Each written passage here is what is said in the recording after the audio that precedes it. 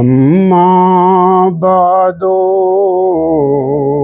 فأعوذ بالله من الشيطان الرجيم. بسم الله الرحمن الرحيم.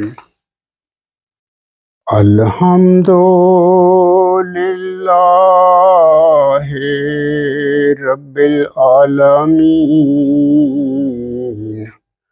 الرحمن الرحيم مالك يوم الدين.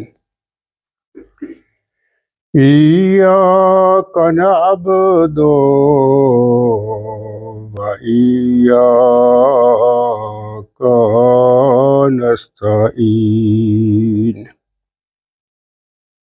اهدنا الصراط المستقيم صراط الذين أنعمت عليهم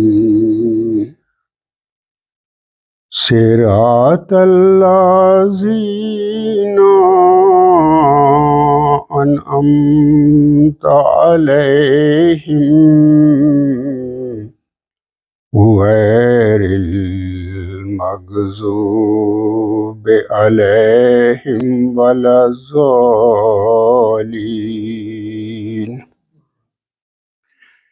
وَإِذَا قِيلَ لَهُمُ اتَّبِعُوا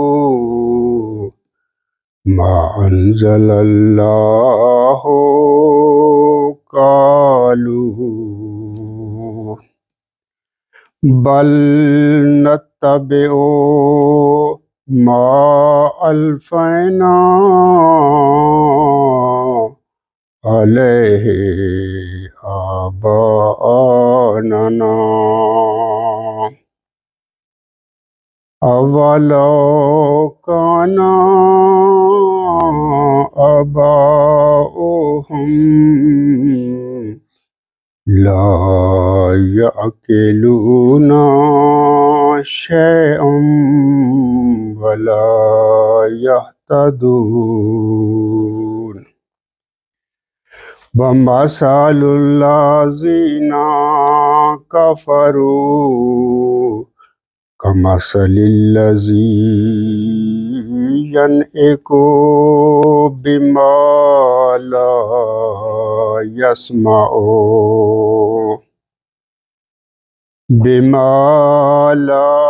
يَسْمَعُ إِلَّا دُعَاءً وَنِدَاءً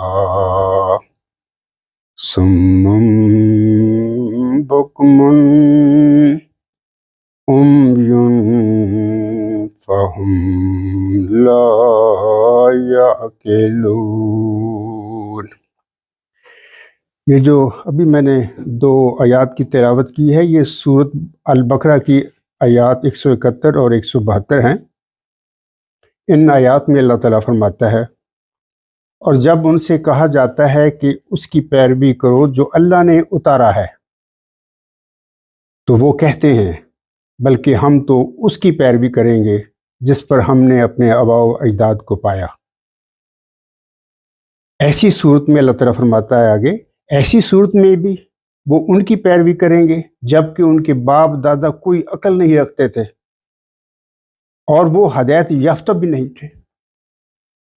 اور ان لوگوں کی مثال جنہوں نے کفر کیا اس شخص کی طرح ہے جو چیخ چیخ کر اسے پکارتا ہے جو سنتا نہیں۔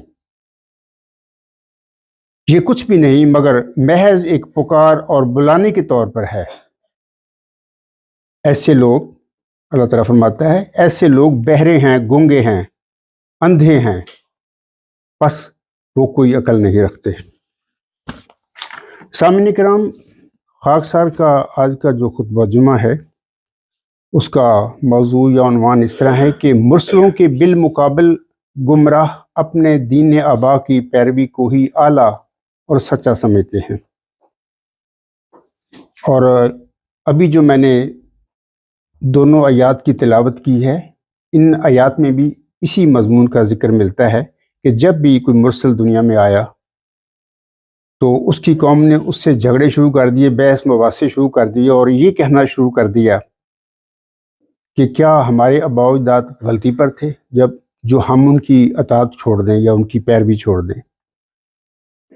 سامعین کرام، ہر زمانے کے مرسل کے ساتھ یہی ہوا کہ اس کی قوم نے اس کی دعوت کو نہ صرف رد کیا بلکہ اس پر بھی اصرار کیا کہ ہم اپنے آباء و اجداد کے نقش قدم پر ہی چلیں گے۔ حضرت مسیح عیسیٰ ابن مریم علیہ السلام کے وقت میں بھی سامعین کرام یہی کچھ ہوا کہ بدبخت یہودیوں نے نہ صرف اس کی دعوت حق کو قبول نہ کیا بلکہ اسے نعوذ باللہ لعنتی ثابت کرنے کے لیے لکڑی کی صلیب دینے تک وہ لے گئے۔ اسی طرح آن حضرت صلی اللہ علیہ وآلہ وسلم کے وقت میں بھی عربوں میں شرک پھیلا ہوا تھا، اور وہ خانہ کعبہ یعنی اللہ تعالیٰ کا وہ گھر جو ابو الانبیاء حضرت ابراہیم علیہ السلام نے اللہ تعالیٰ کی خالص توحید کو قائم کرنے کے لیے اور اسے پھیلانے کے لیے بنایا تھا، سیدنا حضرت ابراہیم علیہ السلام کی اولاد اس خانہ کعبہ میں قسمہ قسم کے 360 بت رکھ کر بیٹھ گئی اور ان کی پوجا کرنی شروع کر دی۔ اسی طرح آن حضرت صلی اللہ علیہ وسلم کی شدید مخالفت اور ابو جہل کا یہ کہنا کہ اے محمد صلی اللہ علیہ وآلہ وسلم، تو نے جب سے اپنی نبوت کا اعلان کیا ہے تو نے اپنے اس اعلان کے ساتھ ہمارے مکہ میں گھر گھر میں لڑائی شروع کر دی ہے۔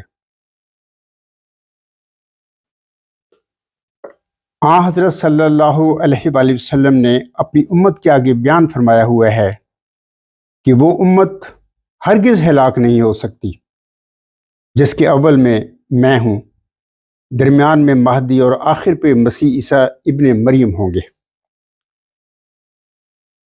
آن فرماتے ہیں اس کے درمیان ایک کجرو جماعت ہوگی جس کا میرے ساتھ کوئی تعلق نہیں ہوگا اور میرا ان کے ساتھ کوئی تعلق نہیں ہوگا، وغیرہ وغیرہ۔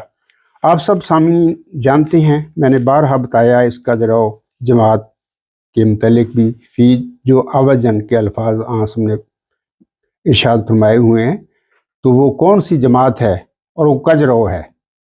وہ نام تو اللہ تعالیٰ کے لیتی ہے، محمد عربی صلی اللہ علیہ وسلم کا نام بھی لیتی ہے، مرزا غلام احمد صاحب کا بھی نام لیتی ہے، جبکہ ان کا قبلہ ہی دوسری طرف بنا دیا گیا ہے۔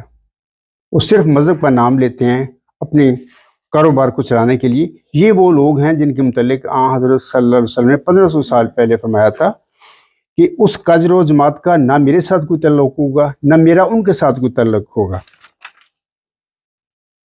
سامعین کرام، آن حضرت صلی اللہ علیہ وآلہ وسلم کی قوم میں بھی بت پرستی موجود تھی، اور اسی بت پرستی کو ختم کرنے کے لیے آن سے مبعوث ہوئے تھے، لیکن آپ صلی اللہ علیہ وآلہ وسلم کی قوم اس بت پرستی کو چھوڑنے کے لیے تیار نہیں ہوئی۔ بہت خون خرابہ ہوا، آپ جانتے ہیں ساری تاریخ اسلام پڑھے تو آسم کی 23 سال کی شدید جدوجہد کے بعد باہر پھر مکہ فتح بھی ہو گیا اللہ تعالیٰ کی خاص مدد کے ساتھ۔ لیکن نبی پاک صلی اللہ علیہ وسلم کی وفات کے بعد بعض عرب قبائل پھر مرتد ہو گئے، کیونکہ ان کے دل و دماغ میں ہر چیز بت پرستانہ بٹھا دی گئی تھی، صدیوں سے وہ اسی کام میں لگے ہوئے تھے، جبکہ یہ سارے لوگ حضرت ابراہیم علیہ السلام کی اولاد، ان کا بیٹا جو حضرت اسماعیل علیہ السلام تھا یہ اس کی اولاد تھے۔ 1 صدی قبل آن حضرت صلی اللہ علیہ وسلم کے فرمودہ کے مطابق سیدنا حضرت مرزا غلام احمد بطور محمدی مریم اور بطور امام مہدی مبعوث ہوئے تھے۔ آپ کی قوم بھی، ہندوستان کی میں بات کر رہا ہوں، آپ کی قوم بھی اپنے آباء و اجداد کے مذہب کو چھوڑنے کے لیے تیار نہیں تھی۔ مثال کے طور پر ان کے آباء و اجداد کا مذہب کیا تھا، جبکہ میرے پیارے آقا مرزا غلام احمد صاحب کا بھی یہی عقیدہ تھا اپنی بعثت سے پہلے۔ مثال کے طور پر حیات مسیح کا باطل عقیدہ تھا ان لوگوں میں، مطلب کہ رچا بسا ہوا، وحی و الہام کا انقطاع کا وہ عقیدہ رکھتے تھے کہ اب عاصم کی بعثت کے بعد وحی اور الہام کا سلسلہ بند ہو گیا ہے، اللہ تعالیٰ کسی انسان کے ساتھ کوئی کلام نہیں فرماتا۔ اتنے بے علم لوگ تھے، یعنی اس وقت کے لوگ تھے، انہوں نے یہ سوچا نہیں کہ عاصم نے ایک حدیث فرمائی ہوئی ہے کہ ہر صدی ہجری کے سر پر اللہ تعالیٰ میری امت کی تجدید کے لیے، خرابیوں کو دور کرنے کے لیے، بدعتوں کو دور کرنے کے لیے کسی نہ کسی مومن کو بطور مجدد مبعوث فرمایا کرے گا۔ جیسا کہ عاصم فرماتے ہیں ان اللہ یبعث لہذہ الامت علی راس کل مئۃ سنۃ من یجدد اللہ دینہا۔ مرزا غلام صاحب تو اس خلافت الی منہاج نبوت کے سلسلے کے 13ویں خلیفہ تھے 14ویں صدی ہجری کے سر پر، اور آپ علیہ السلام سے پہلے 12 خلیفے آ چکے تھے۔ اب سوال پیدا ہوتا ہے کہ ان کو اتنی بھی عقل نہیں تھی کہ جب اللہ تعالیٰ کسی کو مبعوث فرمائے گا تو اس سے کلام کرے گا نا، اس کے ساتھ بات کرے گا، اس کو کھڑا کرے گا، مبعوث کرے گا۔ یہ وحی و الہام کے بغیر کیسے ہو سکتا ہے چیز؟ لیکن اس کے باوجود بھی جہالت میں اتنے آگے بڑھ گئے تھے، صرف نام کے مسلمان تھے، مسلمانوں کے گھر میں پیدا ہوئے تھے، لیکن یہ باطل عقائد ان میں داخل ہو گئے تھے۔ اور اسی طرح تیسرا عقیدہ یہ تھا کہ امام مہدی جو ہیں حضرت فاطمہ رضی اللہ تعالی عنہا کی ذریت سے آئے گا، اور وہ اسی کا انتظار کر رہے تھے، جبکہ 1 صدی قبل اللہ تعالیٰ نے مغلیہ خاندان کے ایک دنیا دار خاندان کے چشم و چراغ کو امام مہدی کے منصب پر بٹھایا اور ان کو بنا دیا۔ یہ تو اللہ تعالیٰ کا استحقاق ہے نا کہ وہ جس کو چاہے بنا دے، جس کو چاہے یا جن کو چاہے محروم کر دے۔ تو یہ 1891 میں حضرت مرزا غلام احمد علیہ السلام نے اپنے مہدی ہونے کا اعلان فرمایا، اور اسی سال کے آخر پہ مسیح موعود ہونے کا اعلان بھی فرما دیا، اور 3 سال کے بعد 1894 میں غالباً مارچ اپریل میں پھر وہ عاصم کا مشہور امام مہدی کے لیے جو کسوف و خسوف کا نشان ہے وہ بھی آسمان پر ظاہر ہو گیا۔ تو بہرحال یہ تاریخ ہے، لیکن قوم ان باطل عقائد کو چھوڑنے کے لیے تیار نہیں تھی۔ اسی طرح ایک اور عقیدہ تھا ختم نبوت کا، جو ابھی تک چلا آ رہا ہے، حالانکہ قرآن کریم سے یہ عقیدہ ثابت نہیں ہوتا۔ میں اکثر کہا کرتا ہوں کہ جب تک انسان نفس کے ساتھ پیدا ہوتے رہیں گے اس وقت تک یہ رسولوں کی بعثت کا سلسلہ بند نہیں ہو سکتا۔ آپ جانتے ہیں کہ نفس ہے جو انسان کو گمراہ کرتا ہے، جو سیدھے راستے سے بھٹکاتا ہے۔ جب ہم دیکھتے ہیں کہ آن حضرت صلی اللہ علیہ وسلم کے بعد بھی امت محمدیہ میں سارے لوگ جو پیدا ہو رہے ہیں، میں آپ سب سارے لوگ نفس کے ساتھ پیدا ہو رہے ہیں، ہمارے ساتھ نفس لگے ہوئے ہیں۔ یہ نفس ہی انسانوں کو گمراہ کرتا ہے۔ اسی نفس کی گمراہی کی وجہ سے فرقے پڑے ہیں۔ جب مرزا غلام صاحب مبعوث ہوئے تھے اس وقت 72 غالباً فرقے بن چکے تھے امت محمدیہ کے، اب تو ان کی تعداد میں اور بھی بہت سارا اضافہ ہو گیا، اور مرزا غلام صاحب کی اپنی جماعت کے بہت سارے فرقے بنے ہوئے ہیں۔ یہ کیوں بنے؟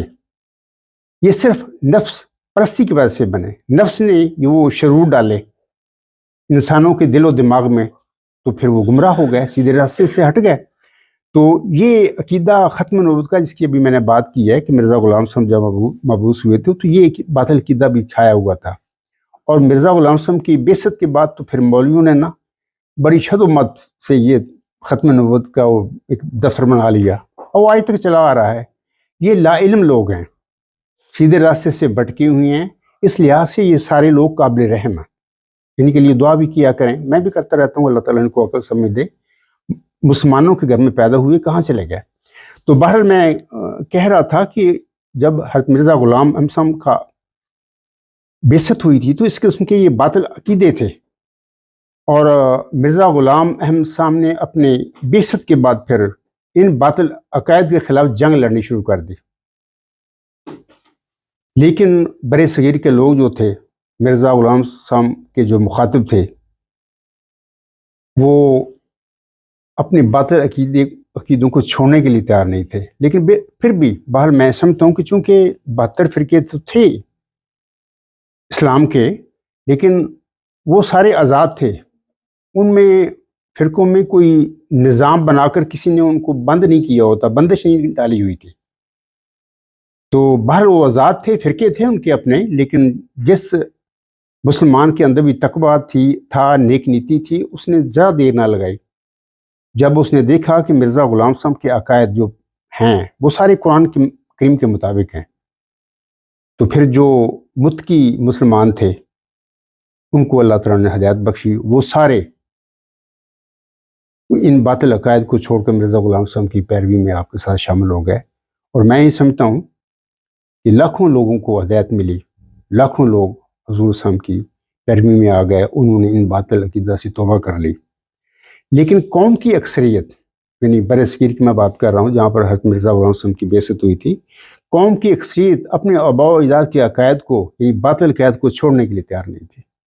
ابھی جیسے کہ میں نے سورۃ البقرہ کی آیات 171 اور 172 کی تلاوت کی ہے، اور یہ بھی میں نے کہہ دیا ہے کہ ہر مرسل کو اسی مصیبت کا سامنا کرنا پڑا اپنی قوم میں۔ 15ویں صدی ہجری کے سر پر اللہ تعالیٰ نے خاکسار کو بطور موعود ذکی غلام مسیح الزماں، بطور موعود مجدد صدی 5 دہم اور بطور موعود محمدی مسیح عیسیٰ ابن مریم کے مبعوث فرمایا۔ اور میرے تو وہم و گمان میں بھی یہ بات نہیں تھی، میں بھی ایک الحمدللہ احمدی مسلمان گھرانے میں پیدا ہوا، میرے ماں باپ احمدی پیدائشی تھے، دونوں دعا گو تھے، نیک تھے۔ بس اے اللہ تعالیٰ کا یہ اپنا فضل ہوتا ہے، اس کی تقسیم اسی کے ہاتھ میں ہے۔ اللہ تعالیٰ کی فضلوں کے رحمتوں کے خزانے اس کی اپنی ملکیت ہے، کوئی انسان ان خزانوں کو، رحمت کے خزانوں کو اپنے قبضہ میں نہیں لے سکتا۔ اللہ تعالیٰ حق رکھتا ہے کہ اپنی فضل جس پر چاہے کرنا وہ کر سکتا ہے۔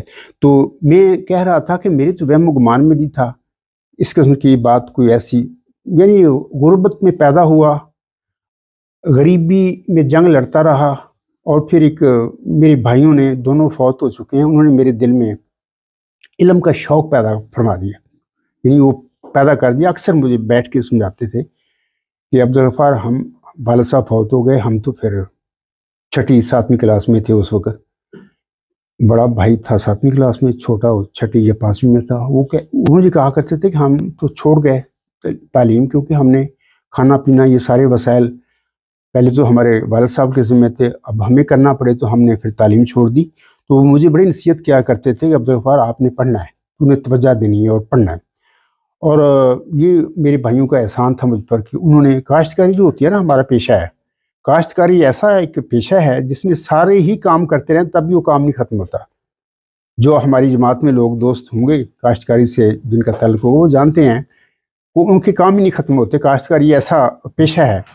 لیکن مجھے میرے بھائیوں نے کہہ دیا تھا بچپن میں ہی کہ عبدالغفار تو آزاد ہے، ہم جانے کاشتکاری جانے، تو نے صرف پڑھنا ہے اور صرف پڑھنا ہے۔ اور بال میں نے بھی ان کی نصیحت پلے باندھ لی، اور میں نے بڑی شوق سے، محنت سے، دلچسپی سے پڑھنا شروع کر دیا، بلکہ پڑھتا رہا، اور ہمیشہ الحمدللہ ہر کلاس میں میرا بہت اچھا رزلٹ تھا۔ میرے بھائی اور میری ماں سارے خوش تھے میرے سے کہ ہمارا بچہ بہت اچھا ہے پڑھنے میں۔ یہ اللہ کا فضل تھا مجھ پر۔ لیکن بہرحال میں نے سنجیدگی سے اور یہ سمجھ کے کہ ہم لوگ جو ہیں غربت میں پھنسے ہوئے ہیں، میرے بھائی بھی نہیں پڑھے، تو مجھے چاہیے، موقع ملا ہے مجھے تو میں اس کوشش کروں۔ بہرحال میں تو جسٹ ایک طالب علم تھا، اور اپنی غربت والدین کی جو تھی جس میں پیدا ہوا اس کے خلاف جنگ لڑ رہا تھا۔ تو بہرحال مجھے نہیں پتا تھا کہ یہ اس قسم کا عظیم و شان جو رحمت اللہ کی یا فضل جو ہے میری شامل حال ہو جانا ہے۔ میرے والد محترم صاحب بہت دعا گو اور بزرگ انسان تھے، لڑائی جھگڑے سے ہمیشہ دور رہتے تھے۔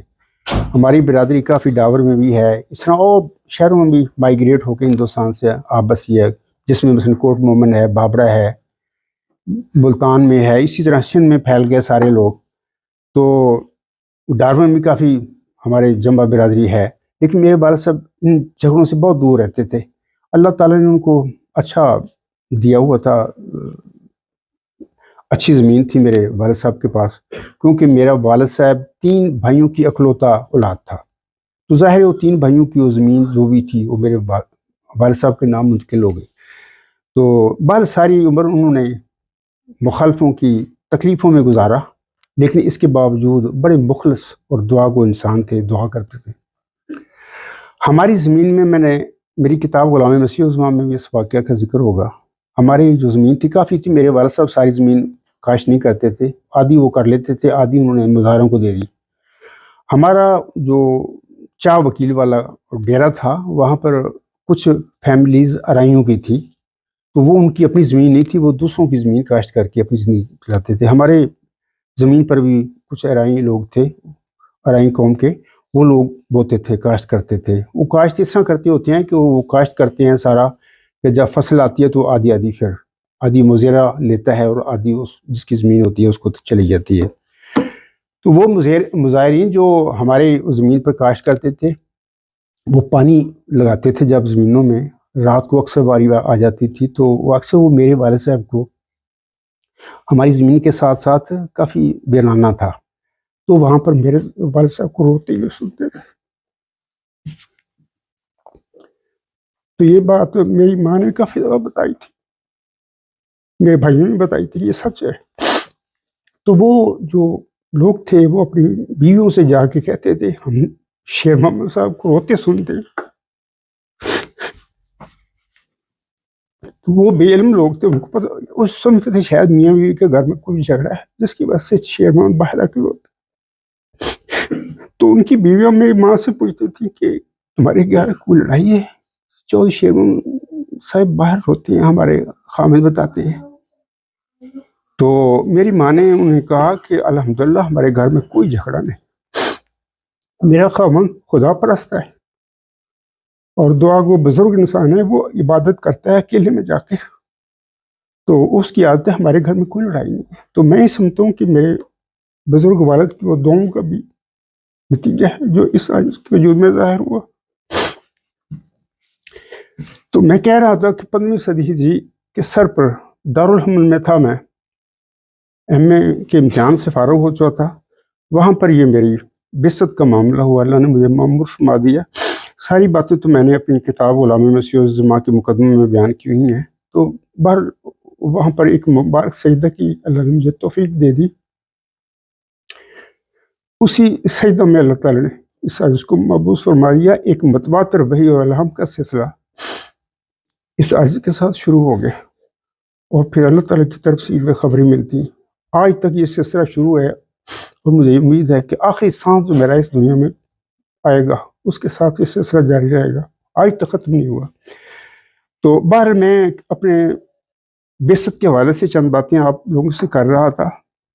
خاکسار کے آگے بھی پہلے مرسلوں کی طرح وہی مصیبت کہ احمدی حضرات اپنے آباء و اجداد کے عقائد کو چھوڑنے کے لیے تیار نہیں ہیں، یہی مصیبت میرے سامنے بھی ہوئی ہے، جس کا ابھی میں نے ذکر کیا بھی ہر مرسل کے ساتھ یہی مصیبت تھی کہ جس قوم میں وہ مبعوث ہوا، مامور ہوا، تو اس کی قوم ڈٹ گئی کہ نہیں، ہم نے اپنے آباء و اجداد کے دین کو نہیں چھوڑنا۔ تو آج میرے سامنے بھی یہی مصیبت ہے کہ احمدی حضرات، بہنیں بھائی اور بزرگ ہیں، میرے لیے سارے قابل عزت ہیں، ان کے لیے یہی مسئلہ ہے کہ وہ ان کے آباء و اجداد کا جو دین تھا وہ چھوڑنے کے لیے تیار نہیں۔ بہرحال جو مخلص ہیں، جو متقی ہیں، جو نیک نیت ہیں، جن میں اللہ کا خوف ہے، انہوں نے پرواہ نہیں کی، انہوں نے آباء و اجداد کے غلط دین کو چھوڑ کر وہ میرے ساتھ ہو لیے، میرے ساتھ کھڑے ہیں، اللہ تعالیٰ ان کو جزائے خیر دے۔ سامعین کرام، 1914 سے مرزا بشیر الدین محمود احمد نے احمدیوں کی اس طرح برین واشنگ کر دی کہ انہیں معذرت کے ساتھ میں یہ کہہ رہا ہوں باتیں، جانوروں سے بھی بدتر بنا دیا گیا۔ اب سوال یہ ہے کہ پہلی بات تو یہ ہے کہ میں بارہا کہا کرتا ہوں، آج بھی کہہ دیتا ہوں کہ مرزا غلام صاحب کو صاحب شریعت نبی نہیں تھے، ان کے ساتھ اللہ تعالیٰ نے ان کی ریلت کے بعد کسی خلافت کا کوئی وعدہ نہیں فرمایا۔ سورۃ نور آیت 56 محمد عربی صلی اللہ علیہ وسلم پر نازل ہوئی، مرزا غلام احمد السلام پر نازل نہیں ہوئی۔ سورۃ نور آیت 56 کے نازل ہونے کے بعد عاصم کے بعد خلافت اللہ میں نہج نبوت کا سلسلہ شروع ہوا، اور وہ بھی 30 سال رہا، خلفائے راشدین کا یہ سلسلہ 30 سال رہا، اس کے بعد وہ ملوکیت میں بدل گیا۔ عاصم نے اپنی زندگی بتا دیا تھا کہ ایسے ہی ہوگا، پہلے ملوکیت آئے گی اور اس کے بعد پھر جابر بادشاہ آ جائیں گے، اور پھر ہم دیکھتے ہیں کہ ایسے ہی ہوا، اور اس کے بعد پھر خلافت اللہ میں نہج نبوت کا سلسلہ عاصم کے فرمودہ کے مطابق شروع ہو گیا، حضرت عمر بن عبدالعزیز کی بعثت کے ساتھ۔ تو وہ ہر صدی ہجری کے سر پر وہ چلتا چلا آ رہا ہے. اسی خلافت علی منہاج نبوت کے سلسلے کے حضرت مرزا غلام احمد علیہ السلام 14ویں صدی ہجری کے سر پر 13ویں خلیفے تھے. اور اسی عاصم کے فرمودہ کے مطابق جو دین اسلام میں خلافت علی منہاج نبوت کا سلسلہ جاری ہوا ہے حضرت عمر بن عبدالعزیز سے، اسی خلافت علی منہاج نبوت کے سلسلے کا یہ آج 15ویں صدی ہجری کے سر پر 14واں خلیفہ ہے. یہ اللہ کا احسان تھا، مجھ پر ہو گیا. یہ اللہ تعالیٰ کے ہاتھ میں کام ہے. بندے خود کچھ نہیں کر سکتے، نہ کوئی خود خلیفہ کو بن سکتا ہے، نہ کوئی مرسل بن سکتا ہے. یہ اللہ تعالیٰ کی عطا ہوتی ہے، جس کو چاہے وہ بخش دے. تو میں کہہ رہا تھا کہ 1914 سے یہ مولانا نور الدین رضی اللہ تعالیٰ عنہ کا اکثر میں نے ذکر کیا ہے. بڑے درویش منش انسان تھے، بزرگ آدمی تھے، بت کے انسان تھے، کوئی دنیا داری نہیں تھی ان میں. لیکن بہرحال جیسے کہ میں کہہ رہا ہوں نا کہ اس خلافت کے حوالے سے نہ مرزا صاحب وسلم سے وعدہ ہوا، نہ مرزا غلام صاحب کی بہی میں اللہ نے ان سے یہ وعدہ فرمایا کہ اے میرے برگزیدہ بندے مرزا غلام احمد، تیری وفات کے بعد میں اسی طرح خلافت کا سلسلہ جاری کروں گا جیسے کہ پیارے نبی حضرت محمد مصطفیٰ احمد مصطفیٰ صلی اللہ علیہ وسلم کی رحلت کے بعد شروع کیا تھا. کوئی وعدہ نہیں. ایسا ہی موسوی سلسلے میں حضرت موسیٰ علیہ السلام سے اللہ نے وعدہ فرمایا تھا، اور ان کے بعد موسوی سلسلے میں جتنے بھی یہ نبی آئے ہیں، کسی نبی کے ساتھ اللہ تعالیٰ نے اس قسم کے خلافت کا وعدہ نہیں فرمایا. اس نبی کی وفات کے بعد کسی ایک نبی کی مثال نہیں ہمیں ملتی. ایون حضرت مسیح عیسیٰ ابن مریم علیہ السلام بھی اسی سلسلے کے آخری نبی ہیں، ان کے ساتھ بھی کوئی وعدہ نہیں ہوا. تو ان کو تو مطلب کہ صلیب تک بدبخت یہودی لے گئے، اپنی وہ جو نمبرداری یا جو بھی ان کی بنائی ہوئی تھی جھوٹی نظام انہوں نے بنایا ہوا تھا. تو باہر میں کہہ رہا تھا کہ حضرت مرزا غلام صاحب سے کوئی ایسا خلافت کا وعدہ نہیں ہوا. الوصیت الف سے لے کر یہ تک پڑھ لیں، وہاں پر مرزا صاحب فرماتے ہیں کہ میں اللہ تعالیٰ کا مقرر کردہ خلیفہ ہوں. اپنے بعد یہ نہیں بتایا کہ میرے بعد کوئی خلافت کا سلسلہ جاری ہوگا. مرزا بشیر الدین محمود احمد جماعت احمدیہ کا نظام نو، اس قسم کا ان کی کوئی تقریر ہے طویل، میں نے اکثر اس کا حوالہ دیا ہے. وہ خود حوالہ دیتے ہیں الوصیت کا کہ یہاں پر کسی خلافت کا وعدہ نہیں، اور وہ خود کہتے ہیں اپنے الفاظ میں کہ ضروری تھا کہ دین کو اکٹھا رکھنے کے لیے جماعت کو، لوگوں کو، ہم خلافت کا یہ کوئی جاری کریں. اس قسم کی وہ باتیں کرتے ہیں. اس وقت وہ میرے پاس سوال ہی نہیں ہے. بال انہوں نے یہ سارا کام پھر کیا. مولوی نور الدین رضی اللہ تعالیٰ عنہ بڑے متقی درویش انسان تھے. سادگی میں وہ کہتے رہے اللہ نے مجھے خلیفہ بنایا ہے. جبکہ حضرت مرزا غلام صاحب کی رحلت کے بعد ہی جماعت میں افتراق پیدا ہو گیا تھا. دو گروہ بن گئے تھے. ایک گروپ جو تھا اس کا لیڈر مرزا بشیر الدین محمود تھا، وہ پیچھے رہا، ان کے نانا جان جو آگے تھے. اور دوسرا گروپ جو تھا بڑے جید صحابی تھے حضرت مرزا غلام صاحب کے ساتھ شامل جو ہو گئے تھے، جنہوں نے بڑی قربانیاں کی تھیں. ان کا زیادہ تر کا تعلق ادھر لاہور سے تھا. ان کا یہ گروپ تھا. بہرحال ان کی کشمکش شروع ہو گئی 1908 کے بعد. بہرحال مولوی نور الدین رضی اللہ تعالیٰ عنہ بھی یہ کہتے رہے کہ اللہ نے مجھے خلیفہ بنایا. حالانکہ یہ ان کی لا علمی میں کہوں گا یہ تھی، ایسی کوئی بات نہیں. اگر یہ ایسی کوئی خلافت کا وعدہ ہوتا مرزا غلام صاحب بتا کے جاتا. مرزا غلام صاحب نے جو صدر انجمن احمدیہ بنائی تھی اس کا صدر مقرر کیا تھا. مولوی نور الدین رضی اللہ تعالیٰ عنہ کو خلیفہ نہیں کہا تھا، یہ خلیفہ ہے میرے بعد. تو بہرحال یہاں سے وہ شروع ہو گیا سلسلہ. لیکن مولوی نور الدین رضی اللہ تعالیٰ عنہ نے جو بھی فرمایا میں سمجھوں کو سادگی میں وہ باتیں انہوں نے کی. وہ دنیا دار انسان نہیں تھے، کوئی اپنا کوئی گدی نہیں بنانا چاہتے تھے. بہرحال انہوں نے اپنے امام کی جماعت کی خدمت کی جو وہ کر سکتے تھے، اور یہ سلسلہ غالباً 6 سال تک رہا. اس کے بعد وہ ریت فرما گئے. اس کے بعد وہ ان کے الفاظ کو یہ پکڑ کر آگے مرزا بشیر الدین محمود نے پھر آگے خلافت کا سلسلہ خلیفہ ثانی بن بیٹھا نا. تو میں کہہ رہا تھا کہ اس مرزا بشیر الدین محمود احمد نے وہ مرزا غلام صاحب کی یہ اولاد ہے. مرزا غلام احمد علیہ السلام کے حوالے سے میں ان کا بڑا درد رکھتا ہوں اپنے دل میں کہ کس عظیم انسان کی اولاد ہے. لیکن مسئلہ یہ ہے میرے سامنے کہ مرزا غلام احمد صاحب کی اولاد کے کرتوت ایسے ہیں کہ کیا کریں. میں تو مبعوث ہوا ہوں اسی کام کے لیے کہ اصلاح کروں. حضرت مرزا غلام صاحب کی جماعت کی، ان لوگوں کی جنہوں نے مرزا غلام صاحب کو مانا ہے، ان کی اصلاح کروں، تجدید کروں، اور نہ صرف ان کی کروں، پورے عالم اسلام کی کروں. تو مسئلہ میں کہہ رہا تھا کہ مرزا بشیر الدین محمود نے سارا خراب کیا کام اور ایک حکومتی گدی بنا بیٹھا خلافت کے نام پر، جبکہ خلافت کا تو وعدہ ہی نہیں. تو اور ایسی مرزا بشیر الدین محمود احمد نے برین واشنگ شروع کر دی، معذرت کے ساتھ میں کہتا ہوں کہ احمدیوں کو جانور سے بھی بدتر بنا دیا۔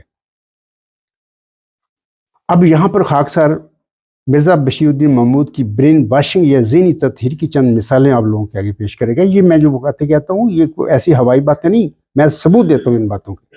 وہ کیا کرتا رہا تھا 52 سال یا 51 سال اس نے وہ قیادت کی مرزا غلام صاحب کی جماعت کی، یہی وہ کام کرتا رہا۔ آج اسی مصیبت میں سارے احمدی پھنسے ہوئے ہیں۔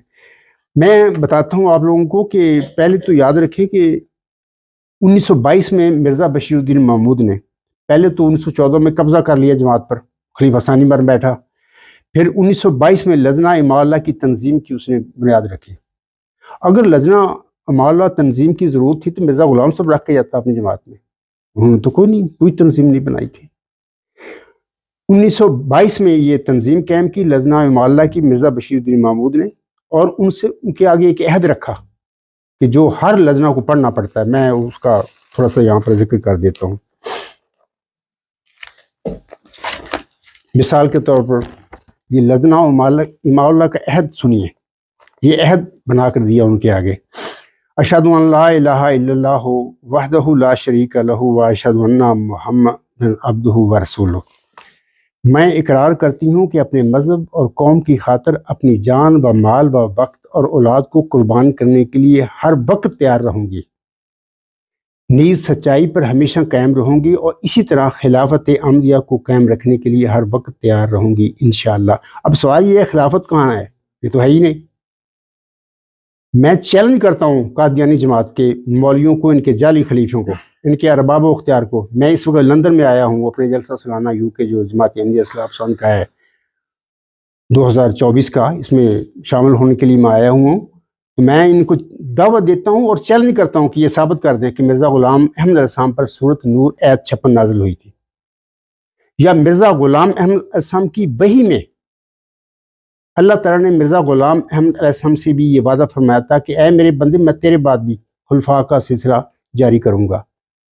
خلفاء کا سلسلے کا وعدہ اللہ صاحب شریعت نبیوں کے ساتھ کیا کرتا ہے، کیونکہ وہ نیا دین لاتے ہیں، جیسے کہ حضرت موسیٰ علیہ السلام کے ساتھ وعدہ ہوا اور حضرت محمد عربی صلی اللہ علیہ وسلم کے ساتھ وعدہ ہوا۔ اس نئے دین کی تکمیل اور حفاظت کے لیے ضروری ہوتا ہے کہ اللہ تعالیٰ ان کے بعد خلفاء کا سلسلہ جاری کرے۔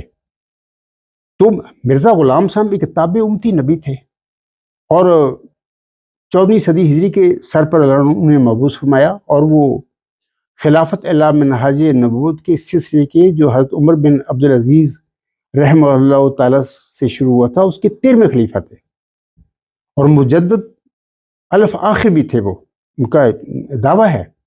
لیکن ان کے ساتھ کوئی اللہ تعالیٰ نے کوئی ان کی ولادت کے بعد خلافت کا سلسلے کا وعدہ نہیں فرمایا، کیونکہ وہ تو محمد صلی اللہ علیہ وسلم کے دین کی وہ تجدید کرتے رہے تھے، اس کے لیے اصلاح کے لیے آئے تھے، اپنا تو وہ دین ہی نہیں لائے۔ تو یہاں پر یہ صاحب لجنہ اماء اللہ کے آگے جو عہد بنا کر دیتا ہے، اسی طرح خلافت احمدیہ خلافت کہاں سے آ گئی؟ میں پھر دہراتا ہوں کہ میں چیلنج دیتا ہوں ان لوگوں کو کہ آپ ثابت کر کے دکھا دیں کہ مرزا غلام احمد علیہ السلام کے ساتھ اللہ نے کسی قسم کی خلافت کا کوئی وعدہ فرمایا تھا، ہے ہی نہیں ہے، سب جھوٹ ہے۔ اور خلافت کا چونکہ لفظ ایسا ہے، مبارک ہے، اور آنسم کے بعد بھی یہ خلافت کا سلسلہ شروع ہوا، تو خلیفہ کا نام سن کر، خلافت کا لفظ سن کر لوگ مروب سے ہو جاتے ہیں۔ اسی طریقے سے پھر ان لوگوں نے ان کو استعمال کیا ہوا۔ تو میں آپ لوگوں کو بتا رہا تھا کہ یہ لجنہ اماء اللہ 1922 میں قائم کی اس شخص نے، اور ایک عہد دیا، اور وہ ہر لجنہ کو پڑھنا پڑتا ہے، اور پھر اجلاس پر اجلاس۔ دوسرا، ناصرۃ الاحمدیہ کی تنظیم 1939 میں مرزا بشیر الدین محمود نے قائم کی، اور ان کا بھی ایک عہد بنایا، اور ہر ناصرہ کو پڑھنا پڑتا ہے۔ اور پھر آپ لوگ جانتے ہیں، میں بھی احمدی الحمدللہ احمدیوں گھر پیدا ہوا، آپ سب پیدا ہوئے ہیں، لیکن اجلاس نہیں ختم ہوتے، کسی کو قرآن پڑھنے کی توفیق ہی نہیں ہے کہ تدبر سے ہم اپنی نمازیں پڑھیں، قرآن پڑھیں، اجلاسوں میں لگے ہوئے ہیں۔ تو ناصرت کا میں وہ عہد جو ان کے آگے رکھا گیا ہے وہ پڑھ دیتا ہوں آپ لوگوں کے آگے۔ ناصرۃ الاحمدیہ کو یہ حلف دیا گیا کہ اشہد ان لا الہ الا اللہ وحدہ لا شریک لہ واشہد ان محمد عبدہ ورسولہ۔ میں وعدہ کرتی ہوں کہ اپنے مذہب اور قوم اور وطن کی خدمت کے لیے ہر دم تیار رہوں گی، ہمیشہ سچ بولوں گی، اور خلافت احمدیہ کے قائم رکھنے کی خاطر ہر قربانی کے لیے تیار رہوں گی۔ خلافت احمدیہ بہرحال کون سی خلافت ہے جس کا تو وعدہ ہی نہیں ہے مرزا غلام حسن کے ساتھ؟ یہ سب جھوٹ اور جزل ہے۔ خلافت کے نام پر لوگوں کو قابو کیا گیا اور آج تک وہ پھر خاندانی ایک گدی بنا دی گئی، اور پھر آج اب سب جانتے ہیں یہ عملی تصویر ہے، یہ زبانی باتیں نہیں ہیں۔ مرزا بشیر الدین بعد کے بعد کون خلیفہ آیا؟ اگر ایک منٹ کے لیے مان لیتے ہیں چلو یہ خلیفے ہیں، وہ کون آیا؟ ان کا بیٹا بڑا مرزا ناصر احمد۔ اس کے بعد کون آیا؟ اس کا بھائی۔ اس کے بعد کون آیا؟ یہ کانٹا دوسری طرف بدل دیا گیا، مرزا بشیر الدین محمود سے آگے مرزا شریف کی طرف بدل دیا گیا۔ اب دیکھیں یہ جو مرزا غلام حسن کو ماننے والے ہیں، ان کو تو یہ اجلاسوں پر اجلاس اور اس کے عہدوں میں ڈال کے وہ تو بیچارے ان کو تو پتہ ہی نہیں ہے، نہ قرآن کی تعلیم کا پتہ ہے، نہ مرزا غلام حسن کی احمدیت کو پڑھتے ہیں۔ تو یہ میں کہہ رہا تھا کہ ناصرۃ الاحمدیہ کا جو تنظیم ہے 1939 میں بنائی مرزا بشیر الدین محمود نے، اور اس کے بعد دیکھ رہے ہیں یہ قابو مرزا غلام حسن کے ماننے والے جو تھے احمدی، ان کو قابو کرنے کے لیے یہ سب چیزیں اس نے کی۔ آگے چل کر میں بتاؤں گا کہ اس مقصد اس کا کیا تھا۔ اتفاق الاحمدیہ کی تنظیم اس نے 1938 میں بنائی، اتفاق الاحمدیہ کا کی بھی عہد بنایا، اور وہ ہر اجلاس پہ وہ پڑھتے ہیں۔ تو میں وہ عہد بھی اتفاق الاحمدیہ بھی آپ کو میں سنا دیتا ہوں وہ کیا عہد ہے۔ یعنی بچہ چھوٹا ہوتا ہے نا، وہ اتفاق ہوتا ہے، اس کو وہ بھی یہی عہد پڑھتا ہے۔ مثال کے طور پر ان کا عہد یہ ہے، یہ 1938 میں قائم کی تنظیم کی گئی تھی۔ عہد اس طرح ہے کہ اشہد ان لا الہ الا اللہ وحدہ لا شریک لہ واشہد ان محمدا عبدہ ورسولہ۔ میں وعدہ کرتا ہوں کہ دین اسلام اور احمدیت، قوم اور وطن کی خدمت کے لیے ہر دم تیار رہوں گا، ہمیشہ سچ بولوں گا، اور حضرت خلیفۃ المسیح کے تمام حکموں پر عمل کرنے کی کوشش کروں گا۔ خلیفۃ المسیح کہاں سے آ گیا؟ یہ تو خود سخت بنے ہوئے لوگ ہیں، ان کا خلافت سے کیا تعلق ہے؟ یا مرزا غلام حسن سے اور ان کی احمدیت سے بھی تعلق نہیں۔ آگے میں بتاؤں گا یہ تو بہت اسلام سے اور احمدیت سے دور کر دیے گئے ہیں۔ اچھا، اس کے بعد خدام الاحمدیہ کی تنظیم 1938 میں مرزا بشیر الدین محمود نے بنائی۔ ایک نظام کے ساتھ لوگوں کو کیسے قابو کیا گیا ہے، ان کو بھی ایک عہد دیا بھی آپ بھی یہ پڑھا کریں۔ وہ عہد بھی میں آپ کے آگے پڑھ کر سنا دیتا ہوں۔ یہ عہد اس طرح ہے، اشہد ان لا الہ، دیکھیں نا ہر جگہ پر عہد کے پہلے یہ کلمے اوپر رکھے ہیں اس نے، یعنی مذہب کے ساتھ جوڑ کر قابو کیا ان لوگوں کو کہ یہ بندہ بڑا نیک اور بزرگ ہوگا، یہ بڑا یہاں پر اشہد ان لا الہ الا اللہ یہ پڑھتا ہے، یہ رکھتا ہے۔ آگے مقصد کیا ہے؟ مقصد یہ ہے کہ لوگوں کو غلام بنانا۔ یہ عہد اس طرح ہے خادم کا، اشہد ان لا الہ الا اللہ وحدہ لا شریک لہ واشہد ان محمدا عبدہ ورسولہ۔ میں اقرار کرتا ہوں کہ دینی، قومی اور ملی مفاد کی خاطر اپنی جان، مال، وقت اور عزت کو قربان کرنے کے لیے ہر دم تیار رہوں گا۔ اسی طرح خلافت احمدیہ کے قائم رکھنے کی خاطر ہر قربانی کے لیے تیار رہوں گا۔ اب دیکھیں نا اس خلافت نے عام احمدیوں کو کیا دیا ہے؟ وہ تو 1914 سے لے کر آج تک وہ تو بیچارے 48 چندے ہی دیتے تھک گئے۔ ان کو اس خلافت نے کیا دیا ہے؟ وہ تو پھنس گئے بیچارے۔ رسول السلام کو مانا، اس کے بعد اس کی اولاد نے قابو کر لیا۔ آگے وہ لکھتے ہیں مطلب عہد میں کہ اسی طرح خلافت احمدیہ کے قائم رکھنے کی خاطر ہر قربانی کے لیے تیار رہوں گا، اور خلیفہ وقت جو بھی معروف فیصلہ فرمائیں گے اس کی پابندی کرنی ضروری سمجھوں گا۔ تو یہ اس طرح انہوں نے خدام نوجوان ہوتے ہیں نا، مطلب کہ یہ وہ لوگ ہوتے ہیں جو طاقتور ہوتے ہیں، ان خدام کو اس طرح پکڑا، اس عہد پڑھا کے، اور ان کو ذہن ایسی برین واش کر دیے کہ وہ بیچارے سمجھتے نہیں کہ ہمارے ساتھ کیا ہو گیا، ہم کدھر پھنس گئے۔ تو اس کے بعد میں انصار اللہ کی تنظیم 1940 میں بنائی، اور ان کو بھی ایک عہد دیا، یعنی انصار اللہ مینز کے جو بزرگ لوگ ہوتے ہیں، بزرگ احمدی ہیں، ان کی بوڑھے آدمی، ان کو یہ عہد دیا کہ اشہد ان لا الہ الا اللہ وحدہ لا شریک لہ واشہد ان محمدا عبدہ ورسولہ۔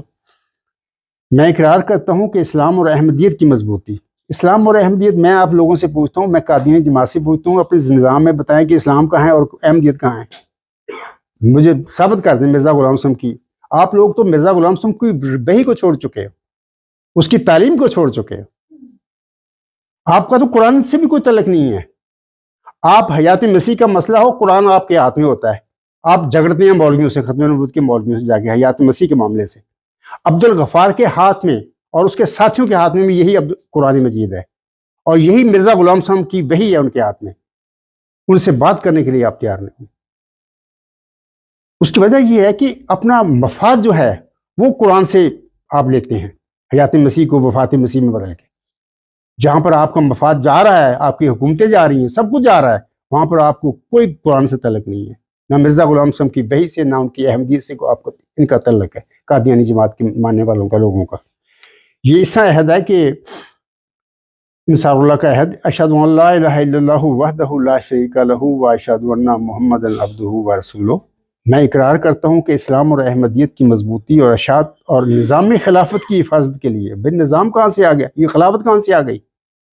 یہ ہے وہ پیش گوئی مسلم موت. جب آپ پڑھتے ہیں نا، وہاں پر آپ پڑھتے ہیں کہ اور مجرموں کی راہ ظاہر ہو جائے گی.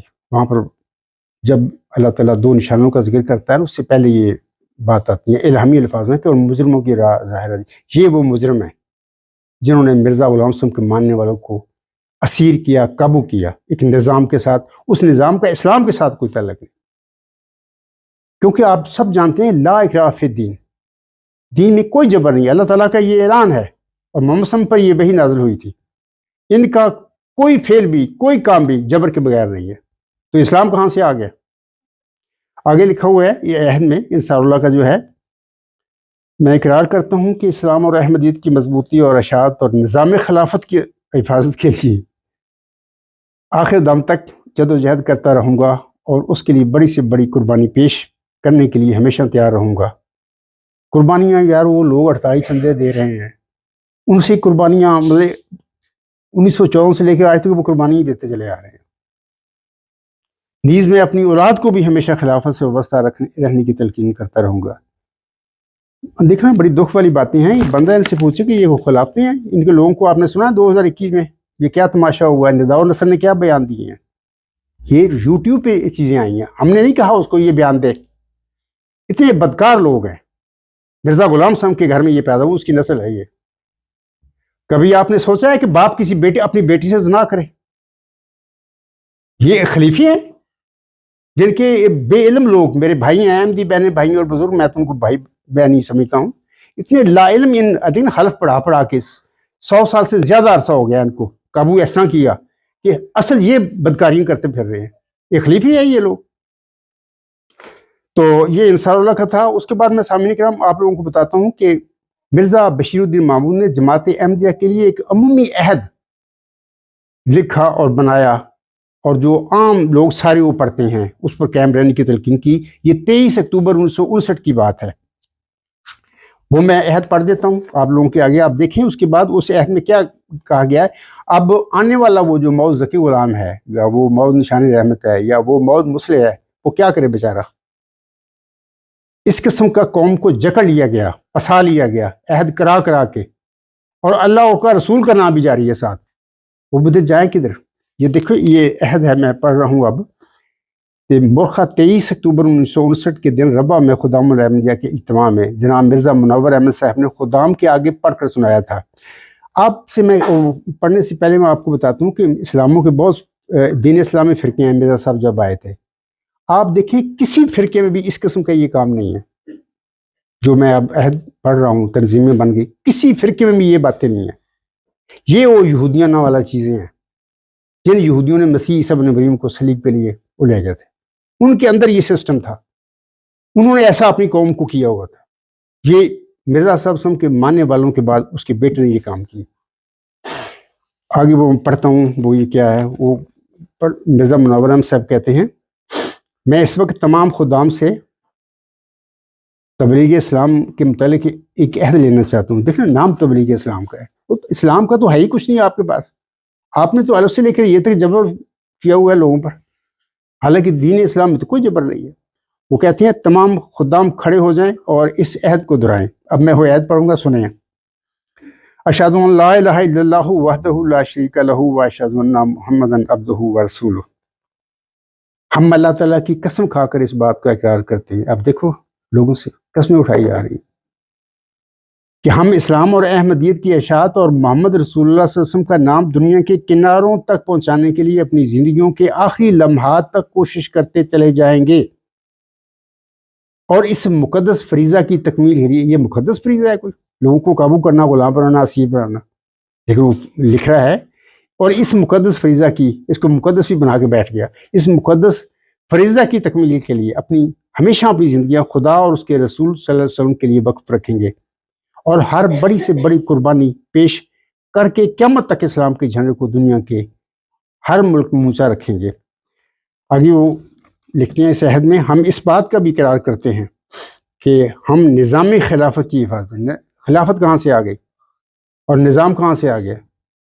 اس نظام اور اس خلافت کا اسلام سے کیا تعلق ہے؟ مرزا غلام صاحب کی احمدیت سے اس کا کوئی تعلق نہیں ہے۔ ہم نظام خلافت کی حفاظت اور اس کے استحکام کے لیے آخری دم تک جدوجہد کرتے رہیں گے، اور اپنی اولاد در اولاد، آپ دیکھیں غور کریں، سوچیں یہ الفاظ کیا ہیں، اور اپنی اولاد در اولاد کو ہمیشہ خلافت سے وابستہ رہنے اور اس کی برکات آگے لکھا ہو برکات سے مستفیض ہونے کی تلقین کرتے رہیں گے۔ اب خلافت کی برکات تو مرزا غلام صاحب بشیر الدین محمود صاحب ہے، اس کی اولاد ہے، یہ مرزا صاحب السلام کی اولاد کر لے، یہ برکات ان تک ہے۔ باقی عام سادہ احمدی وہ بیچارے مرزا صاحب السلام کو مان کے اس کی جماعت میں شامل، وہ تو آج دن قربانی دیتے چلے آ رہے ہیں، 100 سال سے زیادہ عرصہ ہو گیا۔ یہاں پر لکھا ہوا ہے اس کی برکات سے مستفیض ہونے کی تلقین کرتے رہیں گے، سچ نہیں بولا، یہ اس کی برکات تو ہمارے خاندان کے لیے ہے، ہم نے ایک خاندانی گدی بنائی خلافت کے نام پر، اور لوگ بیچارے گنگے ہو کے بن کے بیٹھے ہیں، جیسے کہ ابھی میں نے شروع میں آیات پڑھی ہیں سورۃ البقرہ کی آیت نمبر 172، وہاں پہ وہی بات اللہ کی ہے کہ وہ گنگے بہرے آندھے بن کر بیٹھ جاتے ہیں۔ آگے وہ کہتے ہیں تاکہ قیامت تک خلافت احمدیہ محفوظ چلی جائے اور قیامت تک سلسلہ احمدیہ کے ذریعے اسلام کی اشاعت ہوتی رہے، اور محمد رسول اللہ صلی اللہ علیہ وسلم کا جھنڈا دنیا کے تمام جھنڈوں سے اونچا لہرانے لگے۔ اے خدا تو ہمیں اس عہد کو پورا کرنے کی توفیق عطا فرما، اللہم آمین، اللہم آمین، اللہم آمین۔ یہ میں لفظ پڑھ رہا ہوں بزرگوں کا جو عہد ہے۔ آگے لکھتے ہیں یہ عہد جو آپ لوگوں نے اس وقت کیا ہے متواتر 4 صدیوں، سنیں لفظ 4 صدیوں بلکہ 4000 سال تک جماعت کے نوجوانوں سے لیتے چلے جائیں۔ اب دیکھو میں اکثر کہا کرتا ہوں کہ ان کا پروگرام ہے کہ 1000 سال تک یہ دیں انہوں نے قابو رکھنا، میرا سال سننے لوں، اور میں تو ذرا کم رکھا ہے 1000، میں کہتا ہوں یہ تو 4000 سال کے لیے تیار کر رہے ہیں لوگوں کو کہ 4000 سال تک ہم تم پر حکومت کریں گے، تمہیں غلام رکھیں گے بنا کے۔ پھر میں پڑھتا ہوں، وہ کہتے ہیں کہ یہ عہد جو آپ لوگوں نے اس وقت کیا ہے متواتر 4 صدیوں بلکہ 4000 سال تک جماعت کے نوجوانوں سے لیتے چلے جائیں۔ قسم بھی اٹھوائی، شروع میں کہا ہم اللہ تعالیٰ کی قسم کھا کر اس بات کا اقرار کرتے ہیں۔ کس بات کا؟ تمہاری خاندانی گدی کا، تمہاری خاندانی حکومت کا ہم اقرار کرتے ہیں۔ یار یہ مذہبی لوگ ہیں، ان کا روحانیت سے کیا تعلق ہے؟ اگرچہ مرزا غلام صاحب سے منسوب ضرور ہیں یہ لوگ، اس کی نسل میں پیدا ہوئے، جبکہ مرزا غلام صاحب کی روحانیت سے ان کا کچھ تعلق نہیں ہے۔ یہ مرزا غلام صاحب کے والد مرزا غلام مرتضیٰ کی تسلسل ہے سوچ کا، دنیا داری کا۔ آگے وہ کہتے ہیں بلکہ 4000 سال تک جماعت کے نوجوانوں سے لیتے چلے جائیں، اور جب تمہاری نئی نسل تیار ہو جائے تو پھر اسے کہیں کہ وہ اس عہد کو اپنے سامنے رکھے اور ہمیشہ اسے دہراتی چلی جائے، اور وہ نسل یہ عہد اپنی تیسری نسل کے سپرد کر دے، اور اس طرح ہر نسل اپنی اگلی نسل کو تاکید کرتی چلی جائے۔ اسی طرح بیرونی جماعتوں میں جو جلسے ہوا کریں ان میں بھی مقامی جماعتیں خواہ خدام کی ہوں یا انصار کی یہی عہد دہرایا کریں، یہاں تک کہ دنیا میں احمدیت کا غلبہ ہو جائے اور اسلام اتنا ترقی کرے کہ دنیا کے چپے چپے پر پھیل جائے۔ میں سامعین سے کہتا ہوں کہ یہ عہد سن لیا آپ لوگوں نے، دیکھیں اسلام تو انشاءاللہ ضرور دنیا میں پھیلے گا، چپے چپے پر پھیلے گا، اور یہ اسلام کو پھیلانے کا جو وعدہ ہے اللہ نے محمد صلی اللہ علیہ وسلم سے فرمایا ہوا ہے، وَالَّذِي أَرْسَلَ رَسُولَهُ بِالْهُدَىٰ وَدِينِ الْحَقِّ لِيُظْهِرَهُ عَلَى الدِّينِ كُلِّهِ وَلَوْ كَرِهَ الْمُشْرِكُونَ۔ یہ دین تو پھیلے گا، اس کا تو محمد صلی اللہ علیہ وسلم کے ساتھ وعدہ ہے، یہ دین محمد صلی اللہ علیہ وسلم لائے تھے، مرزا غلام صاحب یہ دین نہیں لائے، اور مرزا غلام صاحب کو 14ویں صدی ہجری کے سر پر تجدید دین کے لیے مامور فرمایا اللہ تعالیٰ نے۔ وہ تو ایک مجدد تھے، ہم کہہ سکتے ہیں ان کے متعلق وہ مجدد آخر تھے، 1000 سال کے لیے ان کی تجدید چلتی رہے گی اس طرح، لیکن وہ تجدیدی سلسلہ جس کے متعلق آسم نے امت محمدیہ کو خبر دی ہے وہ ہر صدی ہجری کے سر پر وہ جاری رہے گا، اس میں تخلف نہیں ہو سکتا۔ آج تک نہیں ہوا، 15ویں صدی ہجری تک نہیں ہوا، آگے کیسے ہو جائے گا؟ اچھا یہ تو میں نے پڑھ دی ہیں چیزیں، اس میں چیزیں اور آپ لوگوں کو بتانا چاہتا ہوں۔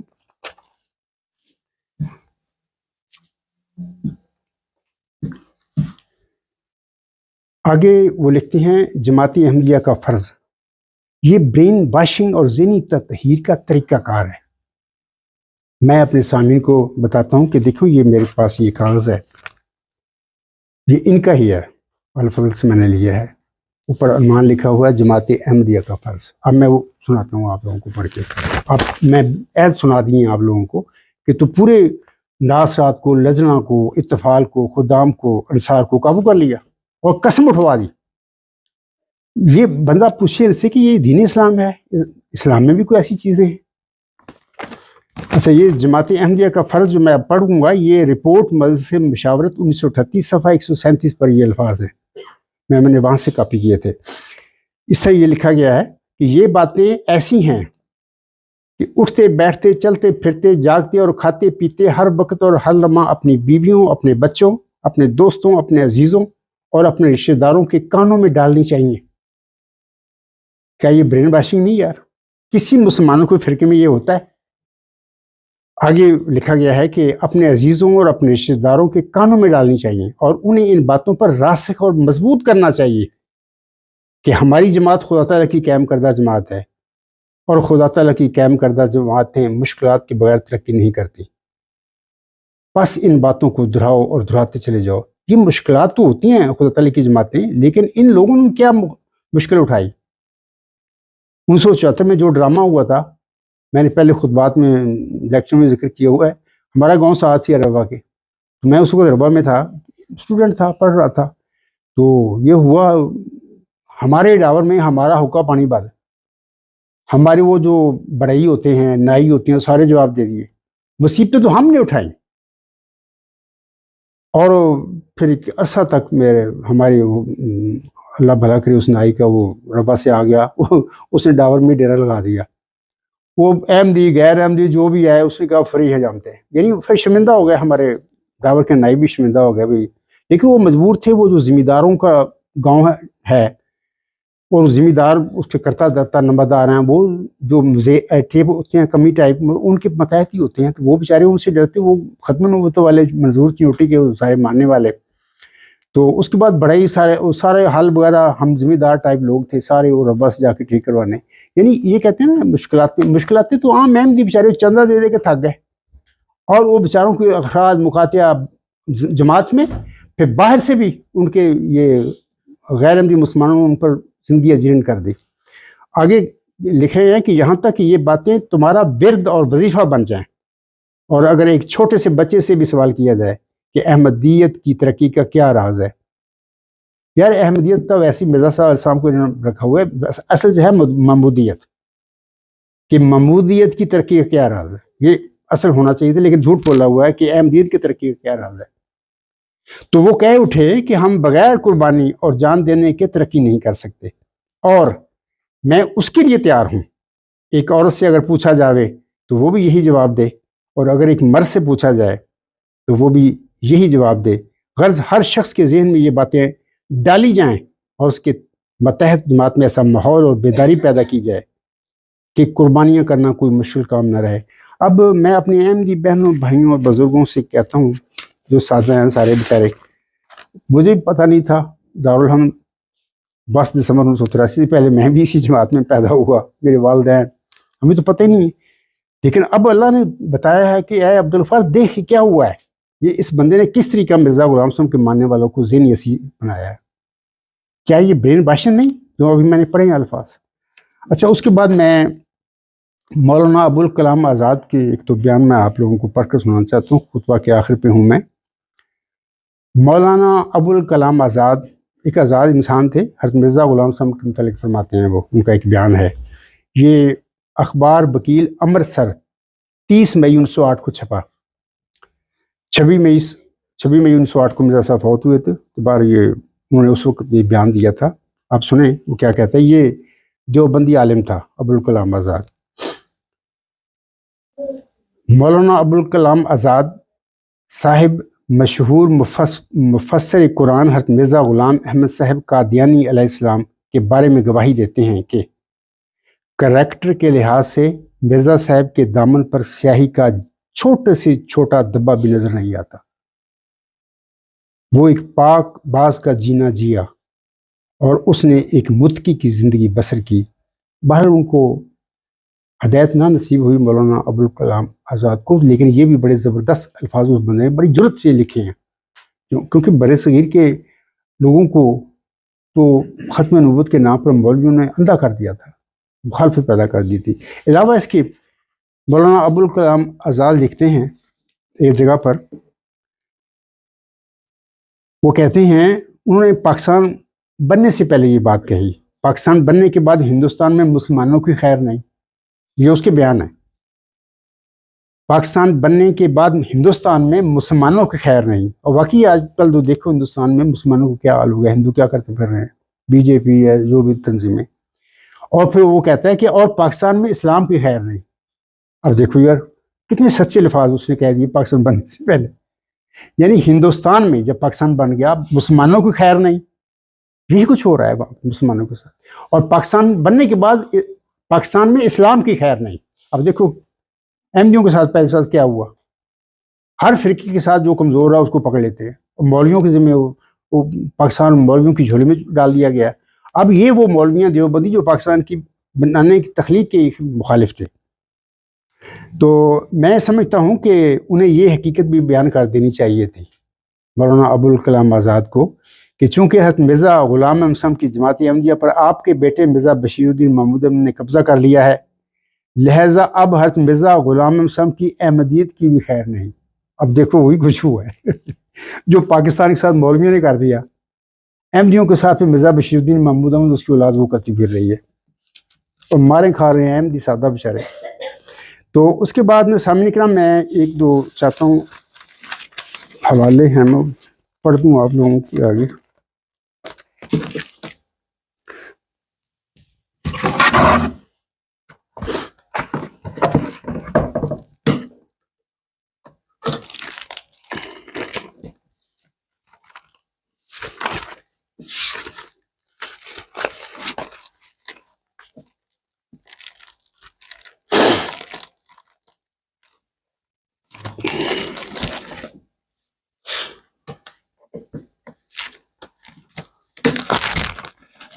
یہ مرزا صاحب کے الفاظ ہیں، میں جو آپ لوگوں کو پڑھ کر سننا چاہتا ہوں، خطبہ کے آخر پہ ہوں میں.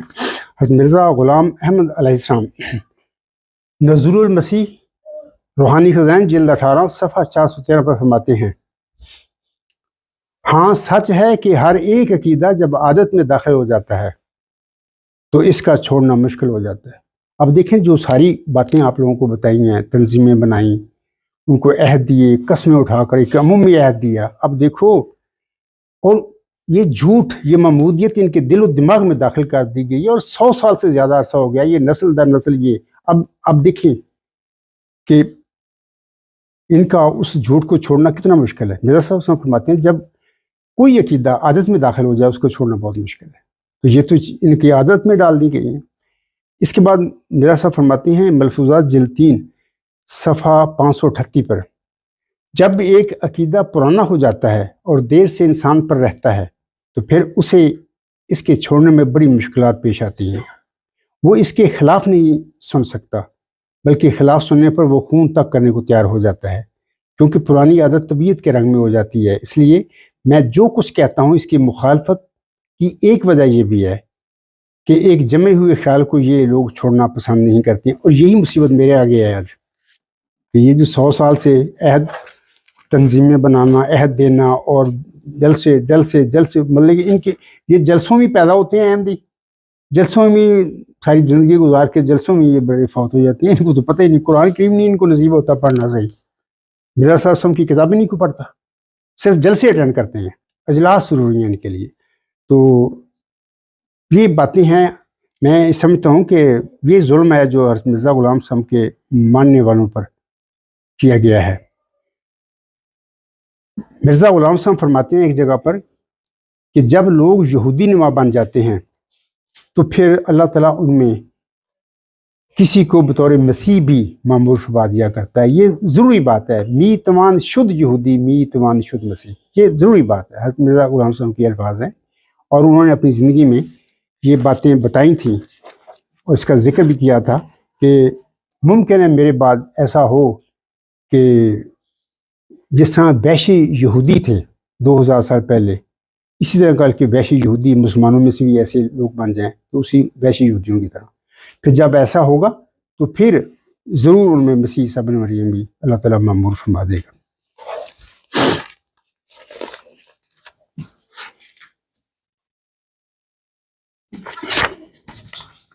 سامعین کرام، اللہ تعالیٰ سورۃ سبا کی آیت نمبر 44 میں فرماتا ہے وَإِذَا تُتْلَىٰ عَلَيْهِمْ آيَاتُنَا بَيِّنَاتٍ قَالُوا مَا هَٰذَا إِلَّا رَجُلٌ يُرِيدُ أَن يَصُدَّكُمْ عَمَّا كَانَ يَعْبُدُ آبَاؤُكُمْ وَقَالُوا مَا هَٰذَا إِلَّا إِفْكٌ مُّفْتَرًى وَقَالَ الَّذِينَ كَفَرُوا لِلْحَقِّ لَمَّا جَاءَهُمْ إِنْ هَٰذَا إِلَّا سِحْرٌ مُّبِينٌ. اس آیت کریمہ میں اللہ فرماتا ہے اور جب ان پر ہماری روشن آیات پڑھی جاتی ہیں وہ کہتے ہیں کہ یہ محض ایک عام آدمی ہے جو تمہیں اس سے روکنا چاہتا ہے جس کی تمہارے باپ دادا عبادت کیا کرتے تھے، اور وہ کہتے ہیں یہ کچھ بھی نہیں مگر ایک بڑا جھوٹ ہے جو گھڑ لیا ہے. یہ آسم کے حوالے سے یہ منکرین کے متعلق اللہ تعالیٰ فرما رہا ہے جو گھڑ لیا گیا ہے. اور ان لوگوں نے جنہوں نے حق کا انکار کیا جب وہ ان کے پاس آیا کہا کہ یہ کھلے کھلے جادو کے سوا کچھ نہیں. آسم کو مخالفین نے منکرین نے مجنون تک کہا. سورۃ سواد میں اللہ تعالیٰ فرماتا ہے کہ میرے اس برگزیدہ نبی کو ساحر کذاب کہتے ہیں، یعنی بہت بڑا ساحر، جادوگر اور جھوٹا. ساحر کذاب آسم کے متعلق آپ سسم کی قوم نے کہا تھا. تو باقی لوگ جو ہیں ان کی کیا حیثیت ہے؟ تو وہ بیچارے ان کے ساتھ بھی یہی سلوک کہ مجنون ہے، میرے متعلق مجنون ہے، یہ ہے وہ فار صاحب اس طرح کر کے. پچھلے دنوں سوشل میڈیا پر میں نے ایک اعلان پڑھا جماعت احمدیہ جو قادیان ہے، اس میں یہ جرمنی میں اعلان کیا گیا ہے کہ عبدالغفار جمعہ سے مت ملو وہ گمراہ ہے، نعوذ باللہ من ذالک. اللہ تعالیٰ ان پر رحم کرے. ہم تو دعائی کر سکتے ہیں لوگوں کے لیے. اللہ تعالیٰ ان کو جن زنجیروں میں جکڑ دیا گیا ہے، مرزا بشیر الدین محمود احمد اس کی اولاد نے یا مرزا غلام سم کی اولاد نے، وہ ساری کٹھی ہے اس معاملے میں. آپس میں اختلاف ہیں ان کے، لیکن اس معاملے میں وہ کٹھے ہیں سارے کہ ان کو چھوڑنا نہیں. تو بہر اللہ تعالیٰ سے دعا گو ہوں میں بھی کہ اللہ تعالیٰ ہمارے بہن بھائی احمدی جنہوں نے قربانیاں کی، اور 100 سے زیادہ عرصہ ہو گیا ہے وہ جماعت کے لیے، اسلام کے لیے قربانی کرتے چلے آ رہے ہیں، چندے دیتے آ رہے ہیں. اللہ تعالیٰ ان کی رسگاری کے سامان پیدا فرمائے. اور میں یہ بات کہوں گا اپنے بہنوں اور بھائیوں اور بزرگوں سے، دیکھیں اپنی ذہن کھولو. اسلام میں دین اسلام جو اپنے ماننے والوں کو دماغ بند نہیں کرتا، کھولتا ہے. قرآن پڑھے تدبر کے ساتھ. آپ کو فکر سوچ کی دعوت دی ہے اللہ نے، کہ فکر کرو، سوچو اپنے متعلق اور کائنات کے متعلق فکر کرو. تو قادیانی جماعت میں بڑی جماعت یہی ہے نا مرزا صلی اللہ علیہ وسلم کے ماننے والے، تو دماغ بند کیے جاتے ہیں. اور میں نے ساری باتیں آپ لوگوں کے آگے رکھ دی، کس طرح تنظیمیں بنائیں گی، کس طرح ان کو عہد دیے گئے، اور ہر اجلاس جب ان کو ہوتا ہے تو وہ کھڑے ہو کر وہ عہد پڑھتے ہیں. اب یہ لوگ کیا عبدالغفار جمعہ کیا کرے؟ تو یہ تو جگڑ لیے گئے. اور اللہ تعالیٰ کا فضل، اللہ کا رحم ان کو ان اسی سے رستگاری دے سکتا ہے.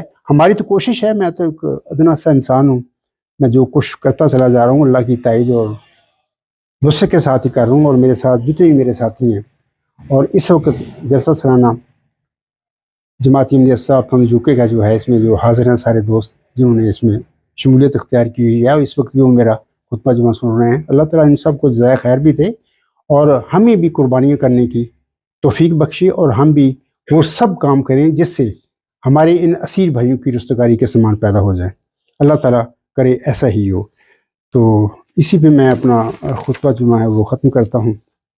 وما علینا الا البلاغ وآخر الدعوانا الحمد للہ رب العالمین. الحمد للہ اولا و آخرا و ظاہرا و باطنا ہوا مولانا نعم المولا و نعم النصیر و نعم الوکیل.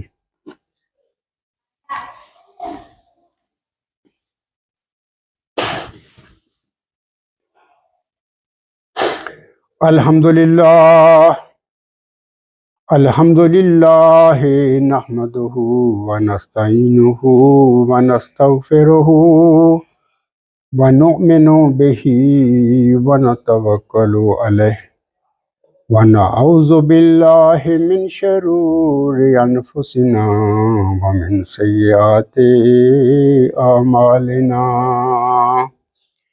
من یہدہ اللہ فلا مضل لہ ومن یضللہ فلا ہادی لہ.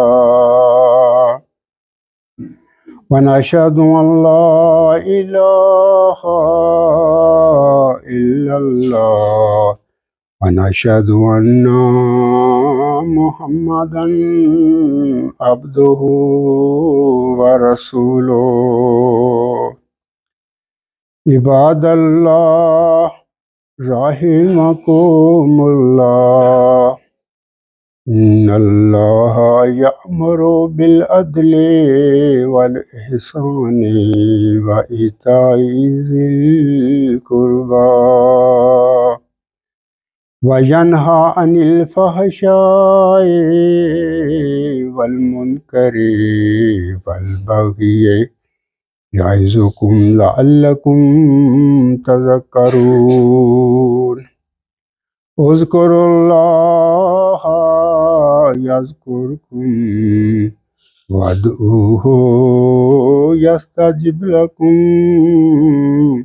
ولذكر الله أكبر.